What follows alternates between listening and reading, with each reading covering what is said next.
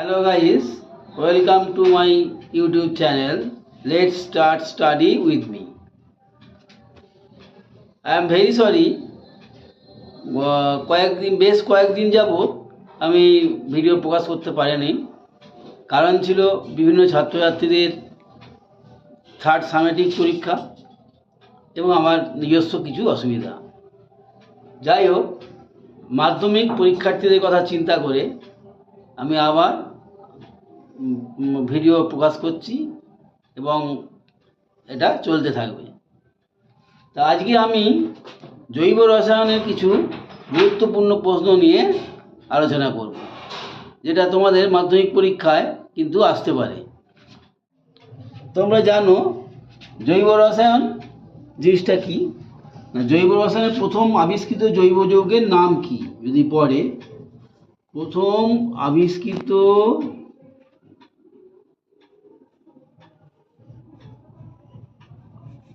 জৈব যৌগের নাম কি এবং ইহা কোন অজৈব যৌগ থেকে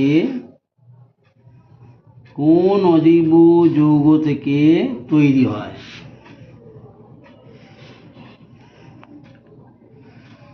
যদি এরকম কোশ্চেন পড়ে তাহলে উত্তর কি লিখবে? না, প্রথম আবিষ্কৃত জৈব যৌগের নাম কি? না, প্রথম আবিষ্কৃত জৈব যৌগের নাম হলো ইউরিয়া। এর সংকেত কি? না, CONH2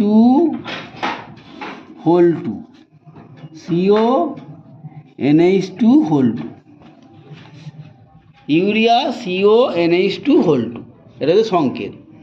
যে কোনো যৌগ ভৌতবিজ্ঞানে যে কোনো যৌগ লেখার সময় যদি সংকেত জানা থাকে তাহলে সংকেতটাও লিখে দেবে, তাহলে পরীক্ষকের সুবিধা হয় এবং তার মনে একটা ভালো ধারণা জন্মায়। তাহলে ইউরিয়া হলো প্রথম জৈব যৌগ।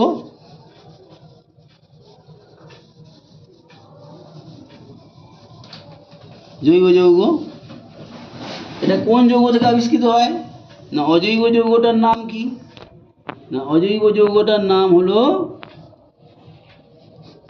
Ammonium cyanate.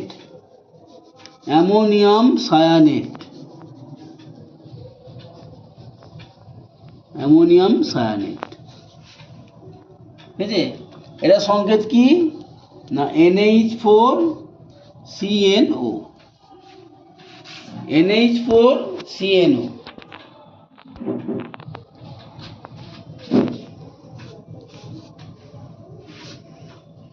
এবার এরকম একটা কোশ্চেন আসতে পারে, আসতে পারে গঠন সংকেত থেকে।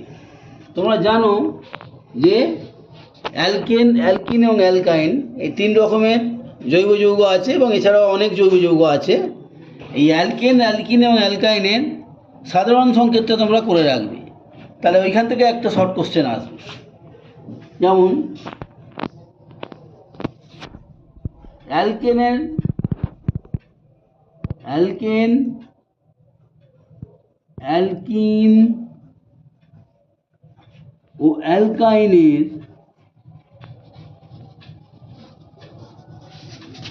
সাধারণ সংকেত কি?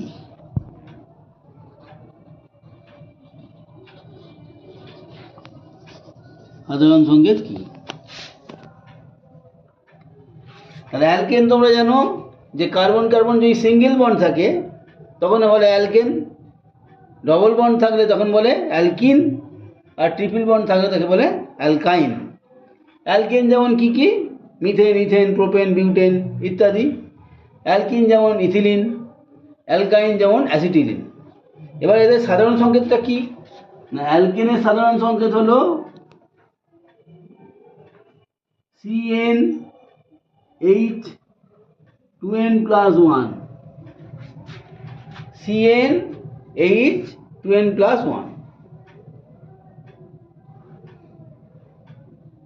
2n+2 CnH2n+2। আর অ্যালকিনের সাধারণ সংকেত কি? অ্যালকিন হলো CnH2n, CnH2n। আর অ্যালকাইনের কি? অ্যালকাইনের হলো CnH2n মাইনাস 2, CnH2n মাইনাস 2। তাহলে এখান থেকে কিরকম কোশ্চেন আসতে পারে? এখান থেকে আসতে পারে যে 4 কার্বন প্রশ্ন, 4টি কার্বন পরমাণু বিশিষ্ট অ্যালকেনে হাইড্রোজেন পরমাণুর সংখ্যা কত?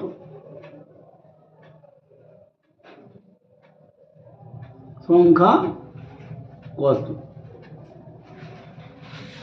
ঠিক আছে, এটা অ্যালকেনও হতে পারে, আবার অ্যালকিনও হতে পারে, আবার অ্যালকাইনও হতে পারে। এটা যে কোনো একটা করতে পারে। তাহলে আমার অ্যালকেনের এখানে যেহেতু অ্যালকেন আছে, তাহলে অ্যালকেনের সাধারণ সংকেত কি? না CnH2n+2। আমি বলেছি 4টি কার্বন, 4টি কার্বন মানে সি এর এখানে নিচে 4, তার মানে n সমান 4। তাহলে এখানে এটা উত্তর, এখানে n সমান 4। তাহলে হাইড্রোজেনটা কত থাকবে? না 2n+2। তাহলে H সমান কত হবে? মানে হাইড্রোজেন সমান কত হবে? না 2, n এর জায়গায় 4 বসিয়ে দাও, 2n+2 সমান 4 দুগুণে 8 প্লাস 2 সমান 10। ঠিক আছে, তাহলে এখানে n সমান 4 হলে 4 দুগুণে 8, 2, 10। যদি অ্যালকিন বলতো, অ্যালকিনের ফর্মুলা বসাতে, অ্যালকিন বললে কি হতো? না CN বলেছে n মানে 4, তাহলে Hটা কত হতো? 2n মানে 4 দুগুণে 8 হতো, তাহলে H পরমাণু হতো 8টি। আবার অ্যালকাইন হলে কি হতো? না CN এর জায়গায় 4, তাহলে Hটা কত? 2n-2, তাহলে 2 × 4 মানে 8, 8 - 2 মানে 6, H পরমাণু হতো 6টি। ঠিক আছে, তো এরকম কোশ্চেন আসতে পারে। আবার এটা কার্বন না বলে হাইড্রোজেনটা বলে দিয়ে কার্বন চাইতে পারে। যেমন যদি বলে হাইড্রোজেন আছে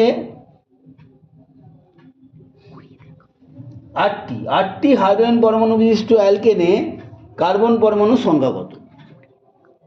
8টি যদি এরকম দেয় যে 8টি হাইড্রোজেন পরমাণু, H পরমাণু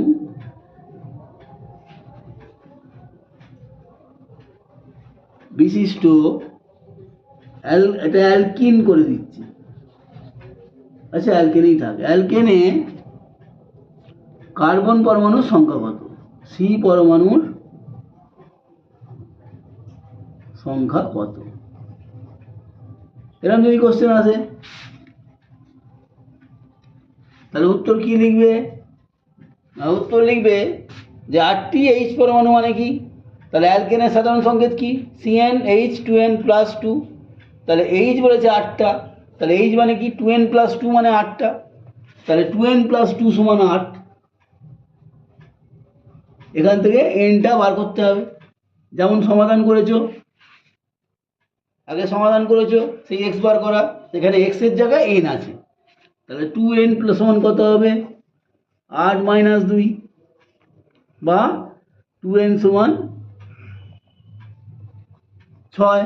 তাহলে অতএব n সমান 6/2, যেমন সমাধান করে সেরকম, n সমান 3। তাহলে কার্বন পরমাণুর সংখ্যা হবে 3। অতএব C পরমাণুর সংখ্যা সমান 3। এটা অ্যান্সার। ঠিক আছে, তাহলে এরকম একটা কোশ্চেন আসতে পারে।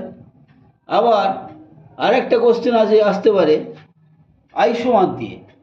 আইসোমার দিয়ে কিরকম কোশ্চেন আসতে পারে? যেমন ধরো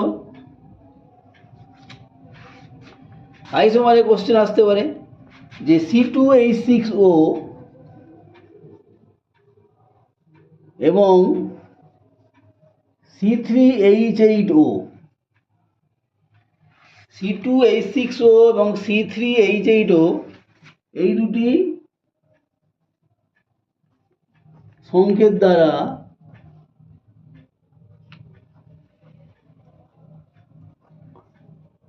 কোন কোন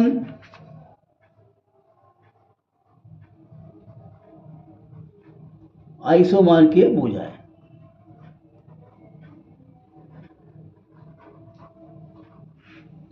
এখানে আমি দুটো ক্ষেপে দিয়েছি, মানে C2H6O এই সংকেত দ্বারা কোন কোন দুটো আইসোমার বোঝায়, আবার C3H8O এই সংকেত দ্বারা কোন কোন আইসোমারকে বোঝায়। মানে C2H6O দিয়ে দুটো যৌগ হবে আর C3H8O দিয়ে দুটো যৌগ হবে। তার মানে C2H6Oটা একটু দেখো।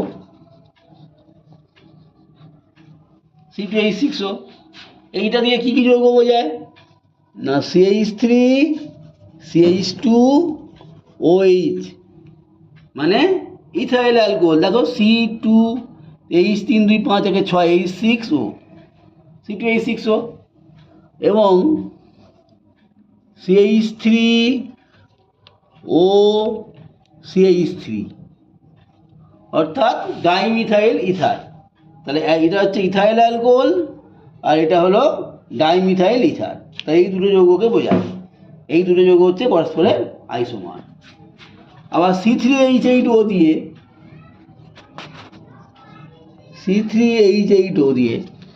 কি বোঝায় না, CH3 CH2 CH2OH। দেখো C3 3 2 5 2 7 8 C3H8O। তাহলে এটা একটা ও CH3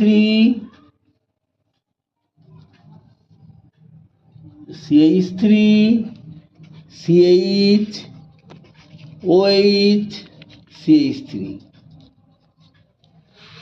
CHOH CH3 এটা দাও C3 H4 3 7 1 8 H8O। তাহলে দুটো যৌগকে বোঝায়, CH3 CH2 CH2OH আর CH3 CHOH CH3। এই দুটো যৌগের নাম কি? এই দুটো যৌগের নাম, এইটার নাম কি না, এটা হচ্ছে প্রোপানল। N propanol. দেখো তিনটে C আছে, ওই জন্য প্রোপানল।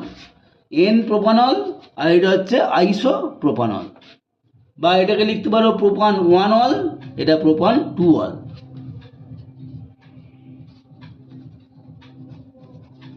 প্রোপান 1 অল আর প্রোপান 2 অল।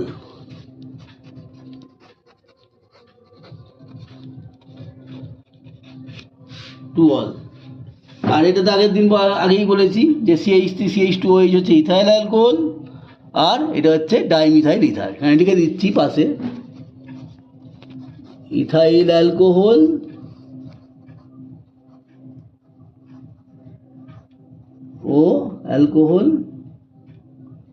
ও ডাইমিথাইল ইথার।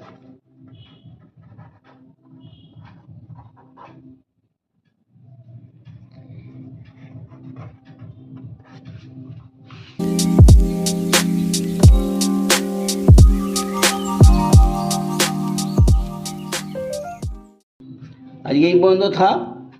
আবার পরের দিন এই একই চ্যাপ্টার নিয়ে আরও 2-1টা কোশ্চেন নিয়ে আলোচনা করব। তোমাদের এই ভিডিওটা যদি ভালো লাগে তাহলে তোমরা লাইক, কমেন্ট, শেয়ার এবং এই চ্যানেলটাকে সাবস্ক্রাইব করে দেবে। ঠিক আছে, আজকে এই পর্যন্ত থাক।